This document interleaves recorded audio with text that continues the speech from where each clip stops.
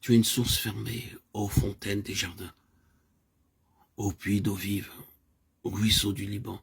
Cantique 4, 14, 15.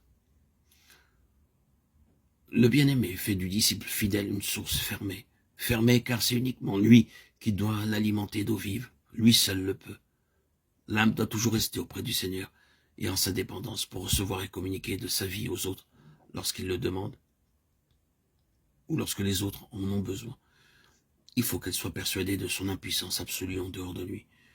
Il est celui qui possède, contrôle, emploie tout ce qu'il communique, tout ce qu'il est en l'âme rachetée. Ainsi, il garde la créature dans la dépendance nécessaire vis-à-vis de son Créateur.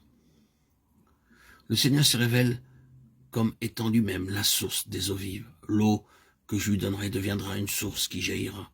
Jean 4, 14. Et qui deviendra des fleuves d'eau vive. Jean 7, 38. À quelles conditions le Seigneur communique-t-il les eaux vives? Celui qui croit en moi, dit-il. Mais les paroles impliquent qu'il faut demeurer uni à celui qui peut communiquer les eaux vives. Il ne suffit pas d'un seul acte de foi. Il faut une action continuelle de la foi qui garde l'âme en lui, car il est sa vie. Celui qui croit en moi, moment après moment, perpétuellement, en permanence, demeurera alors en moi, et de lui couleront les fleuves de ma vie. Jean 7, 38. Quant aux autres, et aux conditions nécessaires pour que les sources soient ouvertes en leur faveur, nous trouvons celles-ci en 2 leçons. 2 choses au livre des rois.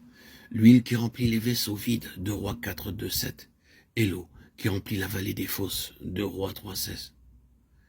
Quand il marche dans une communion ininterrompue avec le Seigneur, grâce à la puissance du sang répandu et dans l'obéissance à la lumière déjà reçue, le racheté n'a pas à se soucier de diriger les fleuves d'eau vive, car le Seigneur sait amener vers lui ceux qui ont faim et soif. Lève-toi, Aquilon, vent du nord, et souffle, vent du midi, souffle sur mon jardin afin que ses aromates distillent. Cantique 4, 16. Dans l'esprit, dans l'écriture, l'esprit est comparé au vent, ou encore à un souffle. Ézéchiel 32, 9. Déjà, l'âme est un temple du Saint-Esprit. C'est lui qui, à l'origine, lui a communiqué la vie d'en haut. Jean 3, 8. C'est par son moyen que le cœur a été purifié. Acte 11, 9. C'est lui qui en a pris possession pour que le Christ, le roi, y fasse son trône. C'est lui qui a rendu témoignage au Christ crucifié, ressuscité et glorifié. Jean 15, 26. C'est lui qui a rendu témoignage au Christ crucifié, ressuscité et glorifié. Lui qui l'a conduite dans toute la vérité concernant la mort avec Christ, mais aussi l'union en sa résurrection et son ascension. C'est lui qui l'a conduite hors du domaine terrestre, jusque dans les lieux célestes, jusqu'en cette vie de résurrection qui commence au calvaire et s'étend au-delà. Vivant dans la lumière et par ses affinités dans les lieux célestes, elle est maintenant prête pour le souffle de Dieu sur elle, lequel la rendra capable d'entrer dans un service qui dépasse infiniment celui dont elle s'est acquittée jusque-là. Dans les lieux célestes, elle verra l'Esprit agir avec autant de puissance qu'au jour de Pentecôte, au gré de celui qui baptise du Saint-Esprit et de feu. Vent puissant qui ne remplit pas seulement l'âme, mais aussi toute la maison de son parfum.